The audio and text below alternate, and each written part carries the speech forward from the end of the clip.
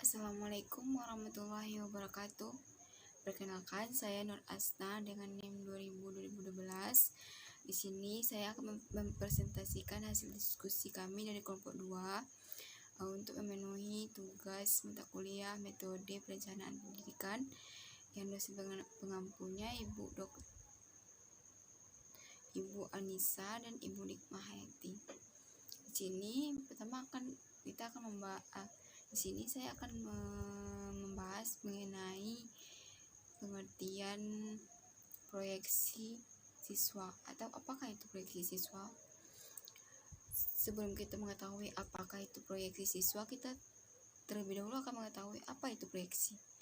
Proyeksi merupakan salah satu cara untuk mendapatkan sebuah data dengan suatu perhitungan berdasarkan asumsi-asumsi tertentu, dan juga terdapat dalam Jurnal Pendidikan dan Kebudayaan yang ditulis oleh Hermawan, mendefinisikan proyeksi sebagai perhitungan keadaan masa yang akan datang dengan menggunakan data yang ada pada saat sekarang ini. Nah, dalam proyeksi juga terdapat proyeksi penduduk. Proyeksi penduduk merupakan memperhitungkan dengan menggunakan matematis jumlah penduduk masa yang akan datang dengan menggunakan data penduduk yang ada pada saat sekarang ini. Nah, oleh karena itu dapat diartikan bahwa proyeksi pendidikan ini merupakan perkiraan mengenai pendidikan di masa yang akan datang, misalnya 5 atau 10 tahun mendatang, yang dihitung dengan menggunakan kondisi pendidikan di masa sekarang ini. Nah, setelah kita mengetahui apa itu proyeksi, juga proyeksi penduduk dan proyeksi pendidikan, sekarang kita akan mengetahui apa itu proyeksi siswa. Proyeksi siswa merupakan salah satu cara untuk memperoleh data siswa berdasarkan suatu perhitungan yang dibuat atas dasar-dasar asumsi-asumsi mengenai tingkat komponen-komponen perkembangan siswa yang ada pada perkembangan siswa. Nah, setelah kita mengetahui apa itu proyeksi siswa, selanjutnya kita akan membahas topik mengenai pentingnya proyeksi siswa dalam perencanaan pendidikan. Perencanaan pendidikan sangat diperlukan dalam kemajuan pendidikan. Dalam menyusun perencanaan tersebut sangat dibutuhkan sebuah proyeksi tentang siswa dan variabel menyertainya. Oleh karena itu, peranan atau pentingnya proyeksi siswa dalam perencanaan pendidikan itu terdapat beberapa bagian, yaitu yang pertama yaitu menilai kebutuhan masa depan tentang alat-alat dan fasilitas pendidikan. Dalam suatu perencanaan pendidikan, kita sebagai perencana tentunya membutuhkan data tentang keadaan masa lalu, keadaan masa sekarang, keadaan masa yang akan datang. Nah, untuk memperoleh data tersebut, maka diperlukanlah proyeksi siswa ini.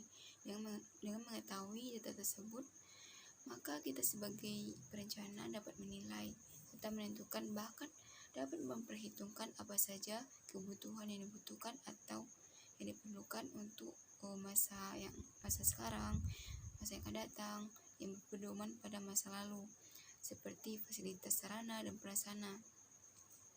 Misalkan jumlah siswa SD di Provinsi Sumatera Barat ini dilihat dari tahun 2020, 2021, 2022,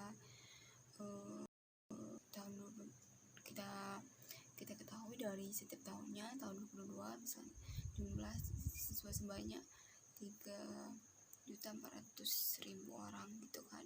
Tahun 2021 sebanyak 4 juta orang. Yang tahun 2022 jumlah 5 juta orang. Nah, dengan mengetahui jumlah siswa tersebut, maka perencanaan dapat menentukan bahkan mempersiapkan kebutuhan fasilitas pendidikan untuk masa yang akan datang. Yang kedua yaitu dapat menghitung kebutuhan penambahan guru.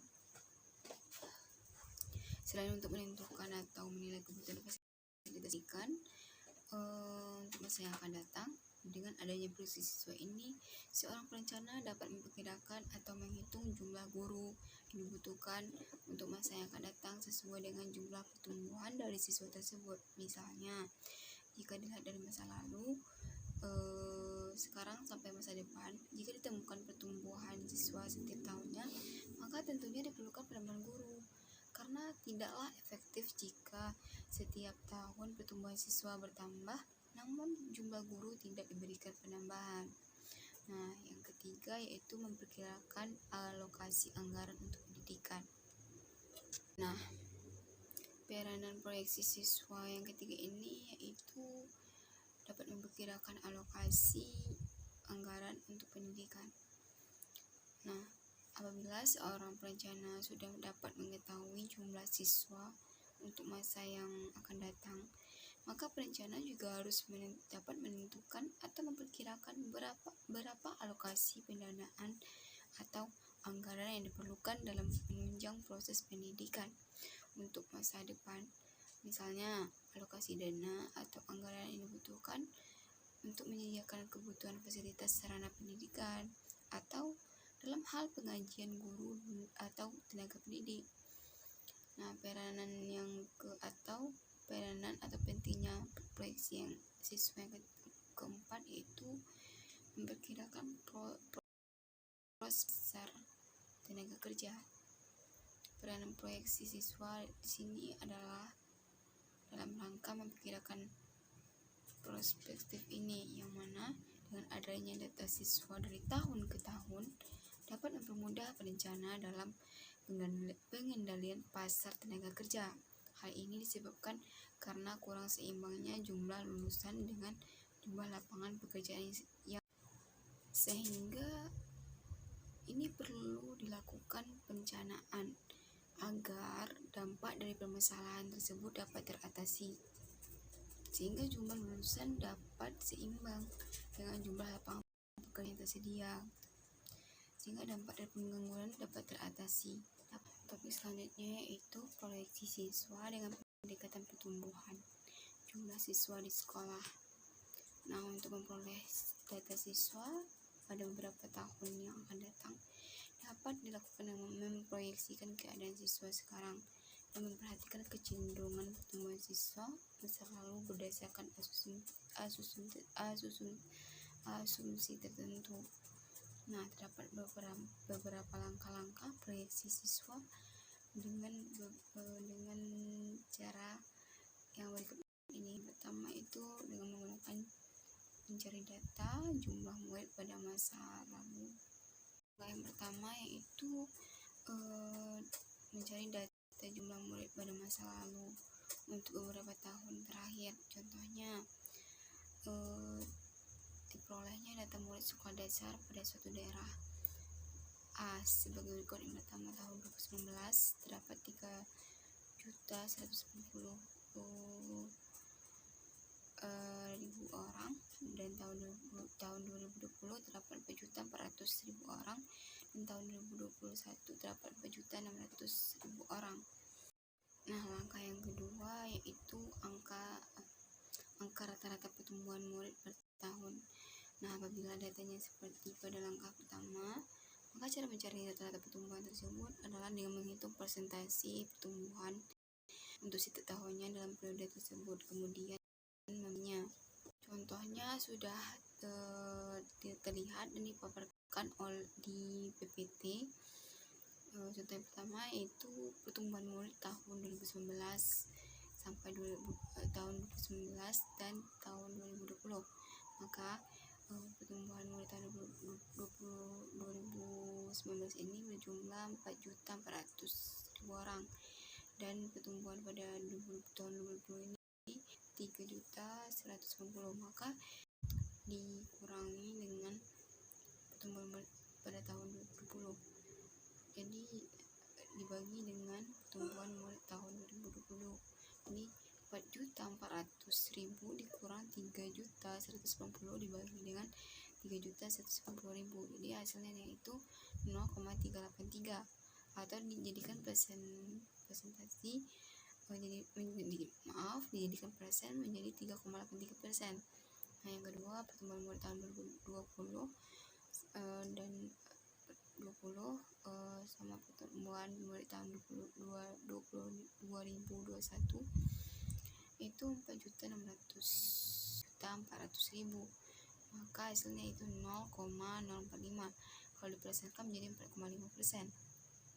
Nah, dapat rata-rata pertumbuhan setiap tahun adalah jumlah dari hasil pertumbuhan murid tahun 2019 dan pertumbuhan murid tahun 2020 dan 2021 jumlahkan menjadi 0,383 tambah 0,045 dan dibagi 2, hasilnya itu 0,214. Kalau dijadikan di persen jadi 21,4%. Dan yang kedua yaitu apabila data yang tersedia hanya data tahun dasar dan tahun akhir, misalnya hanya data tahun 2019 dan tahun 2021, mencari rata-rata pertumbuhan dengan menggunakan rumus PT sama dengan PO dalam buka kurung 1 tambah R tutup kurung N kuadrat. Nah, yang mana PT ini merupakan jumlah murid pada tahun terakhir dan PO ini jumlah murid pada tahun pertama. R merupakan rata-rata pertumbuhan per tahunnya, jadi N ini merupakan jumlah tahun dalam periode.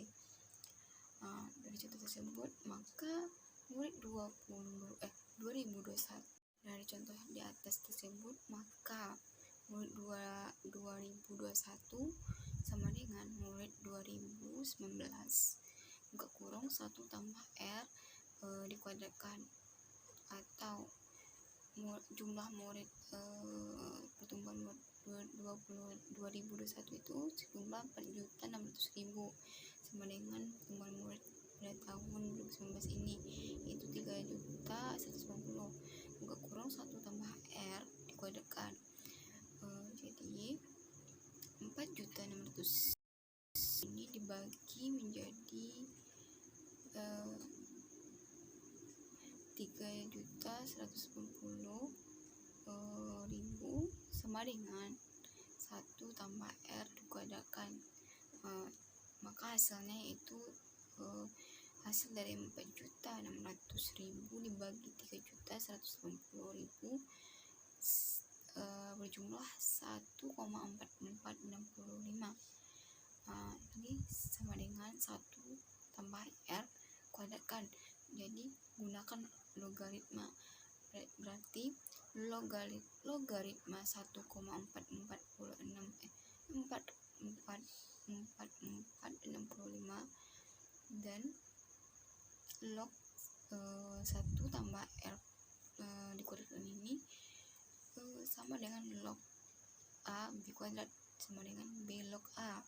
Nah, log 1,4465 ini sama dengan 2 log buka kurung 1 tambah R tutup kurung.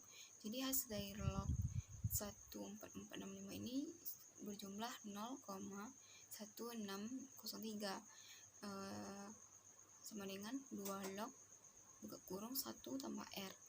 Jadi 0,1603 ini angka 2 yang 2 log itu dipindahin ke bawah menjadi pembagi antara dibagi dengan 0,1603 ini. 0,1603 ini dibagi 2 sama dengan log 1 tambah R, itu kan hasil dari 0,1603 per 2 log 1 tambah R ini yaitu 0,0801 sama dengan log 1 tambah R. Nah, log 1 tambah R ini dapat dapat juga dibentuk menjadi antilog 0,08 merupakan antilog 0,0801 tuh. Jadi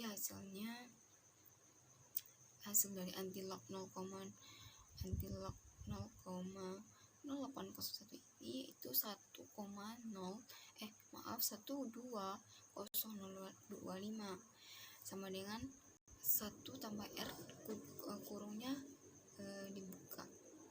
Jadi R itu sebagai variabel R itu sama dengan yang 12025